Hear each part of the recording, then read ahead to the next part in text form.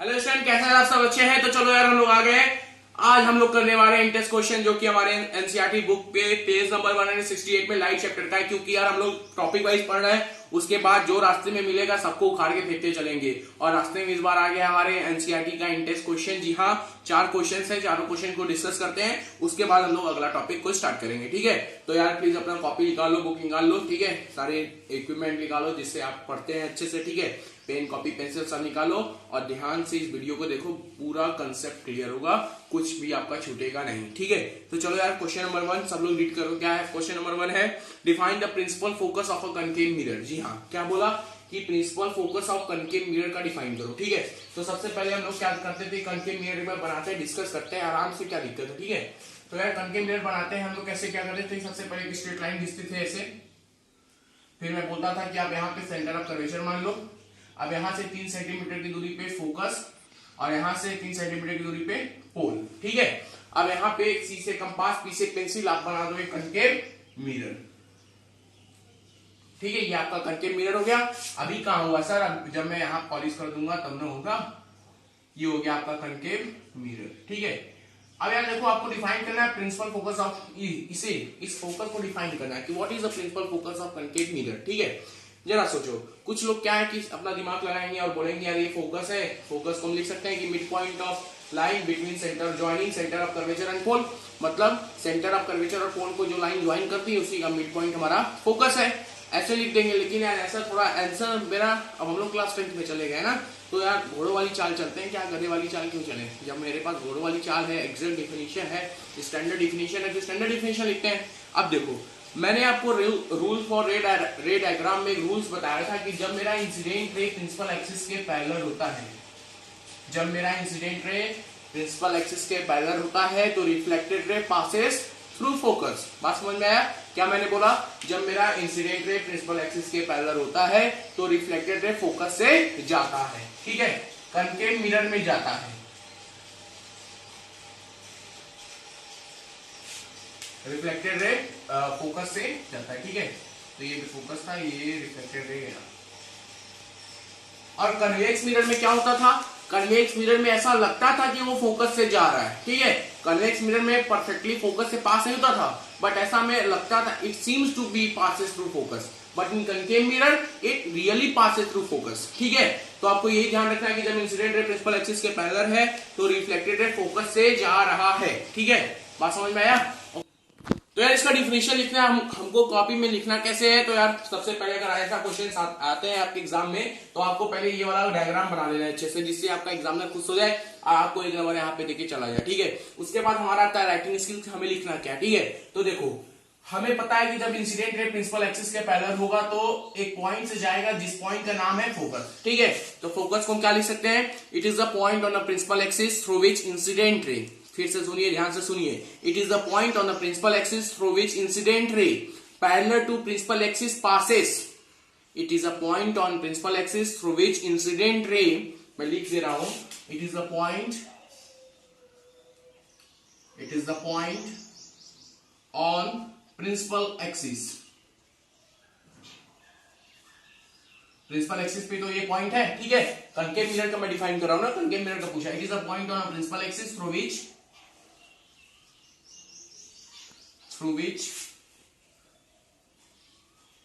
Incident ray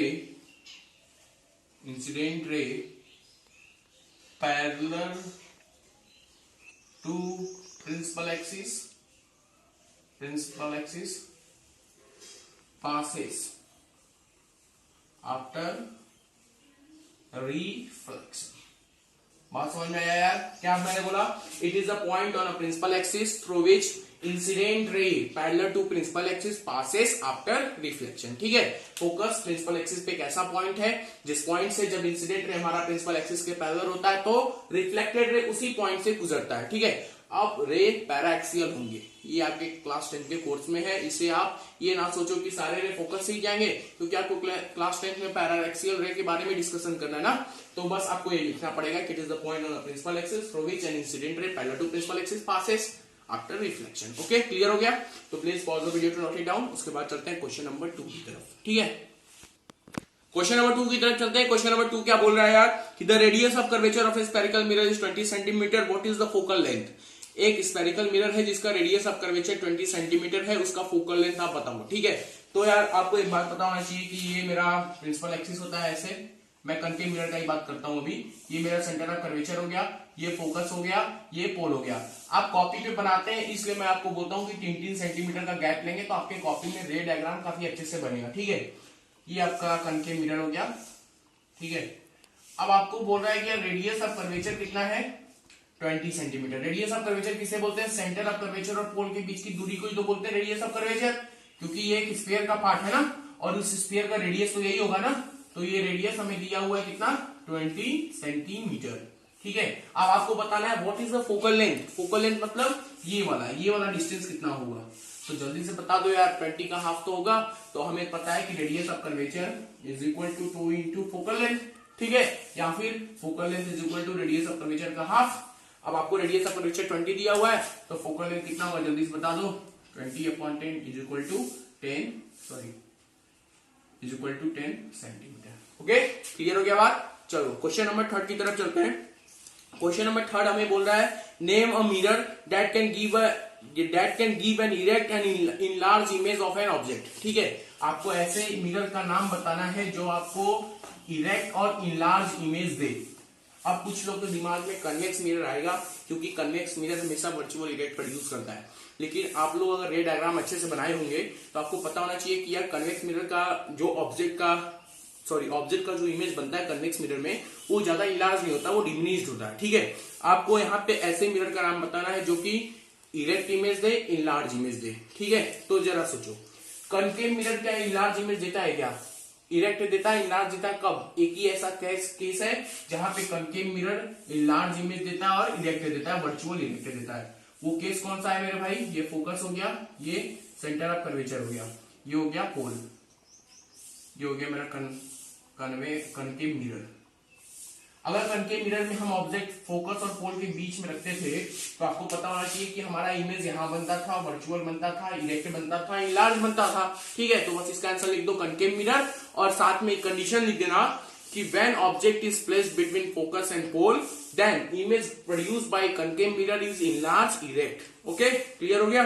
तो आपका answer number 3 भी यहीं पे सॉल्व हो गया। ठीक है, अब चलते हैं क्वेश्चन नंबर 4 की तरफ। उसके लिए थोड़ा सा वीडियो रोक लो अगर आपको रोकना है तो, और करते हैं क्वेश्चन नंबर 4। ओके यार, क्वेश्चन नंबर हमारा है 4, क्वेश्चन नंबर 4 है, और जो लोग लेक्चर नंबर 6 देख के आएंगे वो इस क्वेश्चन को देखने के लिए रुकेंगे नहीं, क्योंकि क्वेश्चन लेक्चर नंबर 6 में ही मैंने इस वाले क्वेश्चन को ऑलरेडी डिस्कस कर रखा है और आंसर भी लिखा दिया था। ठीक है, तो इस वाले लेक्चर में आंसर नहीं लिखाऊंगा, लेकिन मैं आपको समझा देता हूं। ठीक है, आप लोग अपने भाषा में लिख लीजिएगा। ओके, तो क्वेश्चन नंबर 4 है why do we prefer a convex mirror as a rear view mirror in a vehicle. इसका मतलब समझते हैं यार। बोला है कि हम कन्वेक्स मिरर का यूज क्यों करते हैं, क्यों प्रीफर करते हैं कन्वेक्स मिरर का rear view mirror in a vehicle. मतलब व्हीकल्स के साइड में जो मिरर लगे होते हैं ना पीछे का देखने के लिए, कि पीछे से कोई गाड़ी आ रही है, धक्का तो नहीं मार रही है, ठीक है, कहीं तेज रफ्तार में तो नहीं आ रही है, कोई बड़ी गाड़ी तो नहीं आ रही है। ठीक है, तो वो देखने के लिए आप देखेंगे किसी भी व्हीकल्स में left hand side, right hand side, दोनों साइड आप में मिरर लगा होता है, वो मिरर कन्वेक्स मिरर होता है। ठीक है, तो क्वेश्चन आपसे पूछ रहा है कि हम कन्वेक्स मिरर ही क्यों प्रीफर करते हैं, कनकेव मिरर क्यों नहीं प्रीफर करते। ठीक है, तो इसका आंसर सिंपल सा होगा क्योंकि यार इसका आंसर होगा कि convex mirror is always produce convex mirror is always produce virtual erect, virtual image produce करता है, इरेक्ट इमेज प्रोड्यूस करता है, और मेन पॉइंट ये है कि ये डिमिनिश्ड इमेज प्रोड्यूस करता है। ठीक है, तो अब देखो कन्वेक्स मिरर डिमिनिश्ड इमेज अगर प्रोड्यूस करता है, अगर आप 4 व्हीलर से चल रहे हैं, कार से चल रहे हैं, ठीक है, पीछे से आपके ट्रक आ रहा है, ठीक है, ट्रक आ रहा है तो ट्रक की साइज बहुत बड़ी है, अगर आप कन्वेक्स मिरर लगाएंगे तो कन्वेक्स मिरर क्या करेगा कि ट्रक के बड़ी वाली साइज वाले ऑब्जेक्ट को का क्या करेगा, छोटे वाले साइज में कन्वर्ट कर देगा, मतलब उसका इमेज डिमिनिश कर देगा और आप आसानी से देख के समझ जाएंगे कि ये ट्रक है। ठीक है, तो ऐसा तो है नहीं कि बहुत बड़ा सा मिरर लगा देंगे अपने लेफ्ट साइड राइट साइड तक, तो काफी और लगेगा ना।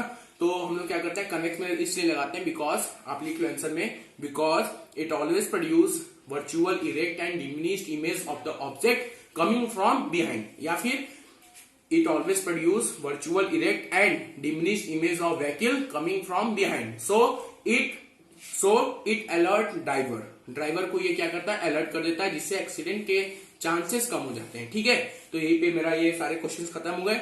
अब हम लोग चलेंगे स्टार्ट। समझ में आया कि नहीं भाई? आया ना?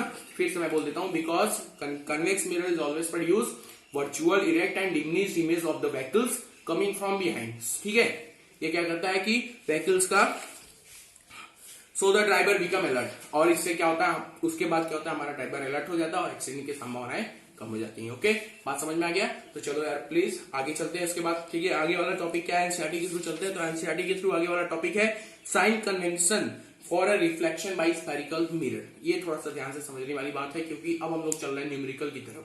तो ये न्यूमेरिकल का बेसिक है, ये समझेंगे तभी न्यूमेरिकल आसानी से करेंगे। ओके, तो चलो स्टार्ट करते हैं। तो यार चलते हैं sign convention for reflection by spherical mirror. ठीक है, तो सबसे पहले यार हम लोग समझते हैं कि देखो, मैं आपको हिंट भी बताऊंगा, इसमें ट्रिक भी बताऊंगा।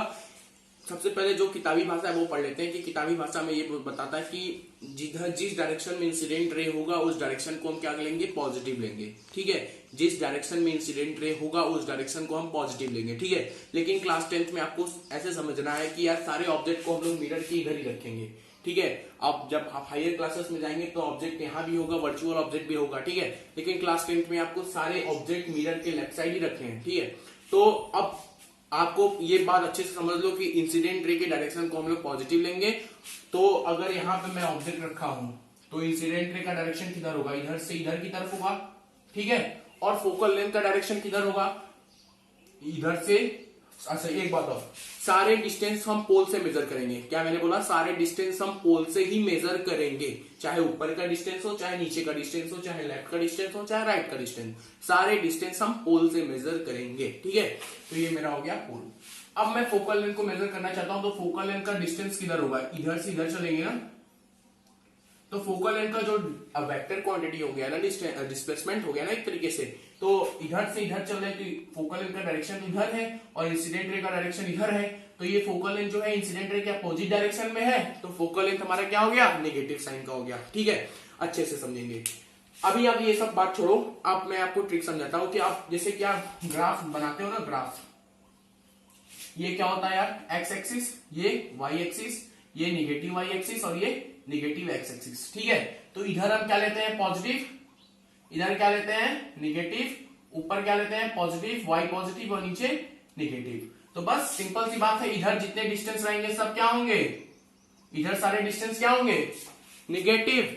इसको आप वो ये वाली वाई एक्सिस वाली लाइन समझ लो, इस मिरर को वाई एक्सिस वाली लाइन समझ लो। तो इधर सारे निगेटिव और इधर सारे पॉजिटिव, राइट साइड में सारे पॉजिटिव, इधर लेफ्ट साइड में सारे निगेटिव, अप साइड में अबव साइड में सारे पॉजिटिव और डाउन साइड में सारे निगेटिव। ठीक है, तो समझ में आ गया ना बात। अब देखो कनकेव मिरर का अगर मैं फोकल लेंथ देखूं तो कनकेव मिरर, ये मिरर होता है कनकेव मिरर, इसका स्फीयर किधर को बनेगा, इधर को बनेगा इसका स्फीयर।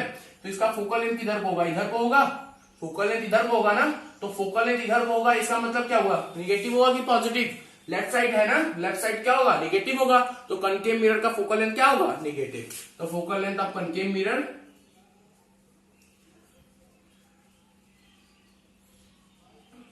Is negative.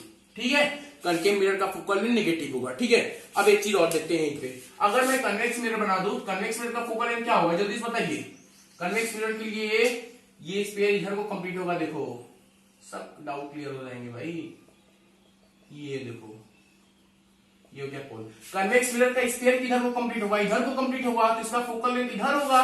तो कन्वेक्स मिरर का फोकल लेंथ क्या होगा, पॉजिटिव। ठीक है, तो focal length of convex mirror क्या होगा, पॉजिटिव। बात समझ में आया, फोकल लेंथ समझ में आ गया। कन्वेक्स मिरर का focal length positive, concave mirror का focal length negative. Focal length से एक बात और क्लियर कर देते हैं कि radius of curvature, concave mirror का रेडियस ऑफ कर्वेचर क्या होगा, पॉजिटिव, निगेटिव होगा, क्योंकि कनकेव मिरर का रेडियस ऑफ कर्वेचर इधर होगा और कन्वेक्स मिरर का रेडियस ऑफ कर्वेचर क्या होगा, पॉजिटिव, क्योंकि कन्वेक्स मिरर का रेडियस ऑफ कर्वेचर इधर होगा। ठीक है, बात समझ में आया। मैं अभी साइन कन्वेंशन बता रहा हूं, क्योंकि जब हम लोग मिरर फॉर्मूला रख के सॉल्व करेंगे, इमेज डिस्टेंस निकालेंगे, ऑब्जेक्ट डिस्टेंस निकालेंगे ना, तो सब जगह हम साइन के साथ रखेंगे। ठीक है, तो आपको साइन पता होना चाहिए कि कनकेव मिरर का फोकल लेंथ कैसा होगा, निगेटिव होगा, कन्वेक्स मिरर का फोकल लेंथ पॉजिटिव होगा। Radius of curvature concave mirror का क्या होगा, निगेटिव होगा, क्योंकि इधर को बनेगा, इसका स्फीयर कनकेव मिरर का स्फीयर इधर बनेगा और उसका रेडियस इधर होगा, और कन्वेक्स मिरर का स्फीयर इधर बनेगा, देखो ऐसे, और उसका रेडियस इधर होगा, तो कन्वेक्स मिरर का रेडियस ऑफ कर्वेचर पॉजिटिव होगा, कनकेव मिरर का रेडियस ऑफ कर्वेचर नेगेटिव होगा। ठीक है, फोकल लेंथ हो गया, रेडियस ऑफ कर्वेचर हो गया। अब चलते हैं इमेज डिस्टेंस और ऑब्जेक्ट डिस्टेंस की तरफ। ठीक है, चलो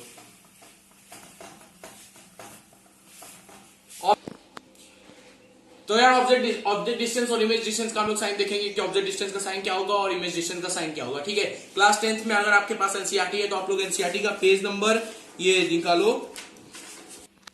तो यार चलते हैं ऑब्जेक्ट डिस्टेंस और इमेज डिस्टेंस का देखते हैं हम लोग। ठीक है, तो हम लोग यार एनसीईआरटी का मैं बोल रहा था कि पेज नंबर 168 पे देखो, सबसे पहला लाइन उसमें ये लिखा हुआ है कि फर्स्ट पॉइंट कि the object is always placed to the left of the mirror, this implies that light from the object falls on the mirror from the left hand side. ठीक है, मतलब क्लास 10th में आपके object जो भी होंगे सब लेफ्ट साइड रखे होंगे। क्लास 10th में जो भी आपके ऑब्जेक्ट होंगे सब मिरर के लेफ्ट साइड ही रखे होंगे। तो लेफ्ट साइड मिरर का मतलब मिरर को हम अगर वाई एक्सिस मान ले तो इधर एक्स एक्सिस होगा, इधर पॉजिटिव एक्स एक्सिस और इधर निगेटिव एक्स एक्सिस। ठीक है, बात समझ में आ रहा है? तो आपको क्लास 10th में ऑब्जेक्ट लेफ्ट साइड ही रखना है। इसका मतलब क्या हुआ कि आपके सारे के सारे ऑब्जेक्ट इधर ही होंगे। तो ऑब्जेक्ट डिस्टेंस किधर होगा? ऑब्जेक्ट डिस्टेंस है पोल से ही तो मेजर करेंगे, इधर ही तो होगा ऑब्जेक्ट डिस्टेंस। ये हो गया ऑब्जेक्ट डिस्टेंस यहां से यहां तक। ठीक है, अगर ये मेरा ऑब्जेक्ट है तो ऑब्जेक्ट डिस्टेंस ये हो गया, अगर मेरा ऑब्जेक्ट यहां होता तो ऑब्जेक्ट डिस्टेंस इतना होता। ठीक है, तो ऑब्जेक्ट डिस्टेंस का साइन क्या होगा? निगेटिव होगा, क्योंकि सारे ऑब्जेक्ट लेफ्ट साइड रखे गए हैं। तो आपको बस लिखना है कि u is always negative. Object distance को u से डिनोट करते हैं, तो सारे लेक्चर मैंने बता रखा है पिछले वाले लेक्चर में और आप देखते ही आए होंगे। ओके, समझ में आया? तो u is always negative for class 10th। बात समझ में आया? u क्या है? केवल निगेटिव होगा। ठीक है, क्योंकि सारे ऑब्जेक्ट आपको मिरर के लेफ्ट साइड ही रखने हैं। ओके, बात समझ में आया? चलो इमेज डिस्टेंस की बात करें अगर हम, तो अगर मेरा इमेज लेफ्ट साइड बनता है तो निगेटिव होगा, और अगर इमेज मेरा राइट साइड बनता है तो पॉजिटिव होगा। मतलब मेरा इमेज डिस्टेंस निगेटिव भी हो सकता है और पॉजिटिव भी हो सकता है। तो v मेरा पॉजिटिव भी हो सकता है, निगेटिव भी हो सकता है, लेकिन u हमेशा का हमेशा निगेटिव होगा। बात समझ में आया? क्योंकि क्लास 10 के एनसीईआरटी में साफ साफ लिखा हुआ है कि आपको सारे ऑब्जेक्ट मिरर के लेफ्ट साइड ही रखने हैं। ठीक है, तो u हमारा निगेटिव होगा। ओके, अब चलो थोड़ा ऑब्जेक्ट हाइट और इमेज हाइट देख लेते हैं जल्दी जल्दी, और लंबा लेक्चर बन रहा है यार। ऑब्जेक्ट हाइट और इमेज हाइट। ऑब्जेक्ट हाइट मतलब O से डिनोट करते हैं। अगर मेरा ऑब्जेक्ट ऐसे है ऊपर की तरफ, ऑब्जेक्ट ऊपर की तरफ है तो मतलब वाई एक्सिस ऊपर है, ऊपर वाई एक्सिस क्या होता है? पॉजिटिव। तो ऑब्जेक्ट हाइट क्या होगा? पॉजिटिव होगा। अगर मेरा इमेज इसका नीचे की तरफ बन रहा है तो इमेज का हाइट नीचे की तरफ, पोल से अगर देखे हैं तो ये नीचे की तरफ जाना पड़ेगा मुझे ना अपने केस को। हाँ, तो इमेज हाइट नीचे की तरफ, अगर इमेज नीचे की तरफ बन रहा है तो नीचे इमेज कैसा बनता है? रियल बनता है, इन्वर्टेड बनता है। तो रियल इमेज के लिए इमेज हाइट कैसा होगा? निगेटिव होगा।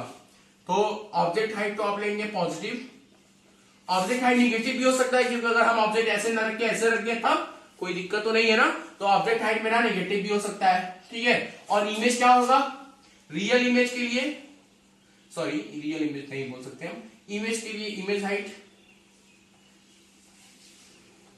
इमेज हाइट क्या होगा मेरे भाई? अगर ऑब्जेक्ट ऐसे है तो इसका इमेज कनकेव मिरर के केस में नीचे की तरफ बन सकता है, डिपेंड करता है कि ऑब्जेक्ट का पोजीशन क्या है। ठीक है, अगर इमेज नीचे बनता है इसका मतलब इमेज हाइट कैसा हो गया? निगेटिव हो गया। ओके, तो इमेज हाइट निगेटिव भी हो सकता है और इमेज का हाइट पॉजिटिव भी हो सकता है। बात समझ में आ गया? इमेज हाइट निगेटिव भी हो सकता है, इमेज हाइट पॉजिटिव भी हो सकता है। ठीक है, अगर आपसे कोई पूछे किस बेसिस पे हम साइन कन्वेक्शन बताते हैं तो आपको यही बताना है कि इंसिडेंट रे का डायरेक्शन देखते हैं। ठीक है, लेकिन मैं आपको ये ट्रिक बता रहा हूं कि आप मिरर को वाई एक्सिस मान लो, मिरर को वाई एक्सिस मान लो और प्रिंसिपल एक्सिस को एक्स एक्सिस। ठीक है, उसके बाद आप आराम से साइन बता सकते हैं। ओके, बात समझ में आया? तो लेक्चर काफी बड़ा हो गया है, यही रखते हैं, अगले लेक्चर में फिर मिलते हैं यार। ट्रैक्टर्स गेमिंग स्पोर्ट्स क्लब और जो मेरे वीडियो देख रहे हैं, गौरव मिश्रा, अमरीश पाठक और सभी लोगों से ही निवेदन है, रिक्वेस्ट है यार कि प्लीज वीडियो को शेयर करें। यार सब्सक्राइबर बढ़ नहीं रहे, थोड़ा सा शेयर करें। ठीक है, आपसे मैं कोई पेमेंट नहीं ले रहा हूं, तो बस आपका काम यही छोटा सा लाइक और शेयर करें। ठीक है, कमेंट सेक्शन में जरूर बताइएगा कि वीडियो आपको कैसा लगा। मिलते हैं अगले और नेक्स्ट लेक्चर में फिर से, तब तक के लिए बाय बाय, जय हिंद।